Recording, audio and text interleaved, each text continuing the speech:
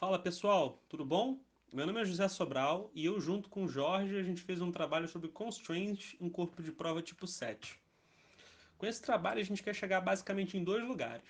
Primeiro a gente vai falar sobre a relevância do trabalho, falando um pouco sobre o que é o set e aplicações desse corpo de prova, e depois a gente vai falar sobre os tipos de constraint dando um mergulho teórico.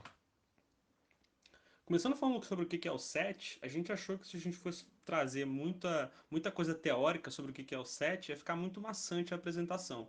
Então a gente trouxe alguns artigos científicos para mostrar para vocês sobre a aplicação do set na prática na academia. Mas, de antemão, o set é esse corpo de prova da direita, que é basicamente um corpo de prova com tensão digital e de borda única.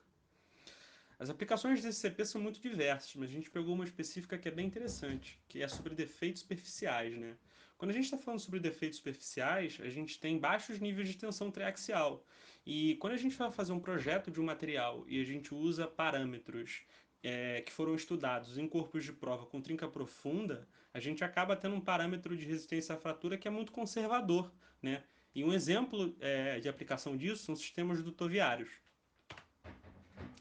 O primeiro estudo que a gente trouxe para falar sobre o tema, né, foi um estudo de dois pesquisadores do Canadá, um da Universidade de Carleton e outro de um órgão público canadense chamado CanMet Materials.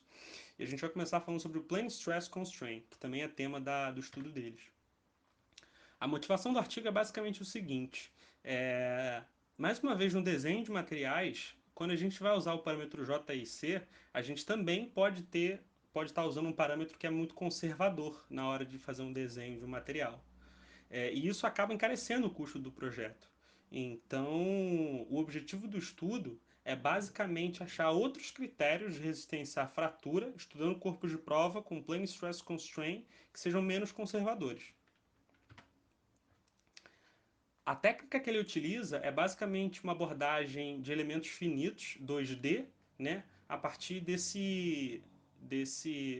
dessa fórmula de U, que ele chamou de Normalized Compliance. Ele vai usar esse U, posteriormente eu vou falar um pouco sobre isso, para poder predizer o tamanho relativo de trinca A sobre W. Esse U é basicamente uma relação que envolve o tamanho do corpo de prova, que é esse B, um parâmetro C, que é o Semi-OD Compliance, e uma E', que é o que ele chamou de Effective Modulus, que a gente consegue calcular a partir do coeficiente de Poisson. No estudo, ele tenta provar essa equação de Shen, né, onde você consegue predizer o tamanho relativo de trinca a partir desse parâmetro U. Além disso, como ele está estudando valores de A sobre W entre 0,1 e 0,7, ele vai tentar provar outra equação, que é de Craveiro, que é a equação de Shen reduzida, com menos monômios. Os dados empíricos que ele usou, ele não disponibiliza no artigo que a gente estudou, mas ele menciona outro artigo também feito pela CanMet Materials, pelo pessoal lá, pelo órgão público canadense, para poder usar e beber desses dados, né? Mas o experimento foi feito basicamente com uma carga de tensão usando garras fixas numa amostra também 7.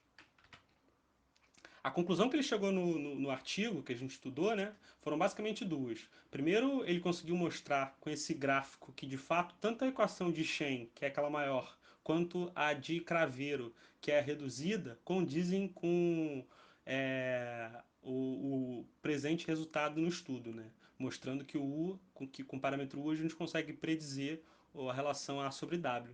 E além disso, a gente não precisa necessariamente usar o Effective Modulus, a gente pode usar o Plane Stress Modulus, essa é a segunda conclusão do artigo.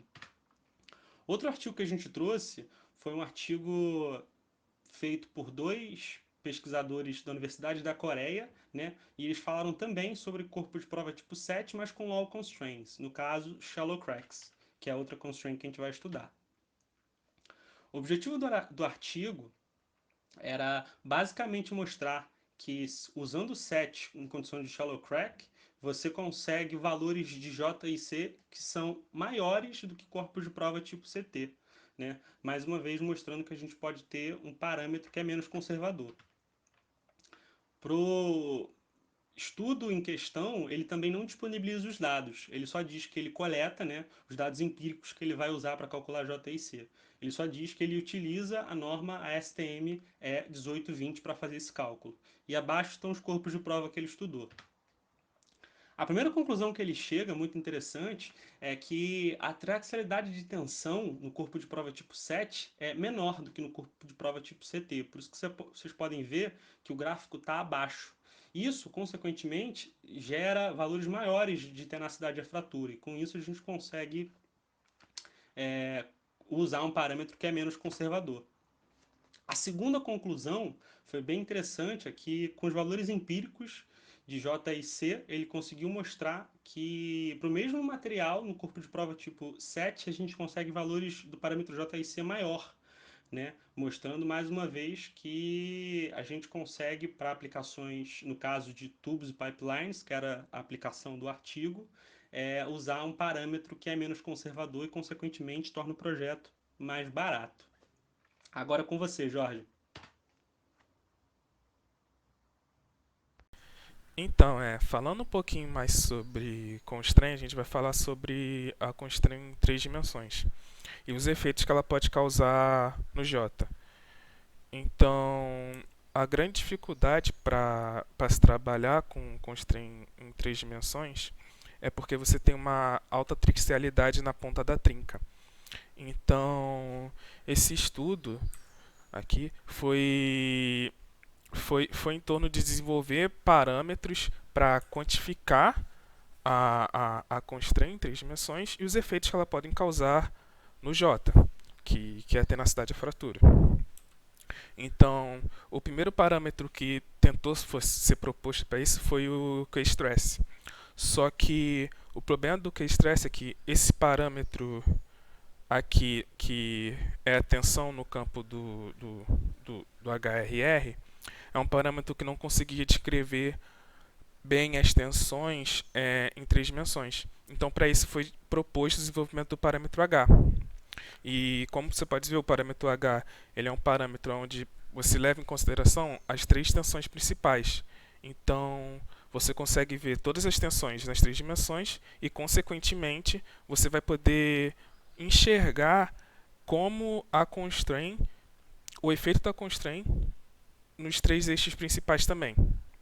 Então, quando você leva isso em comparação num corpo de prova CET, foi plotado alguns gráficos com relação à diferença de relação entre tamanho de trinca e espessura com a diferença entre a espessura e o tamanho do corpo de prova.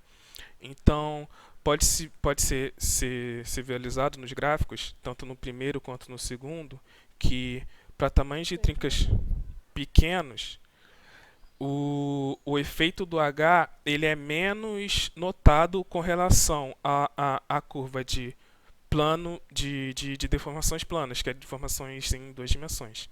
E quando você passa para tamanhos de trincas maiores com relação à espessura do material, que são os dois gráficos de baixo, esse efeito é mais notório. Então, o H, que é o parâmetro que quantifica o efeito da constraint, quando você tem trincas maiores, significa que você tem um maior efeito na variável J. Então, essa foi a conclusão do estudo, basicamente. Que os efeitos da constraint em J serão maiores nos corpos de fora com maiores profundidades de trinca, em contrapartida do impacto de J nos corpos de prova com menores profundidades de trincas, ou seja, numa condição de menor constraint, foi menor. Então, isso sugere, foi feita uma sugestão do estudo, que o efeito de constraint em três dimensões possa estar relacionado com o efeito da constraint em plano, porque quando você tem o H nessas menores condições, você tem esse efeito menos pronunciado. Então, você achou uma relação entre o efeito da tensão da constraint em plano com a constraint em três dimensões.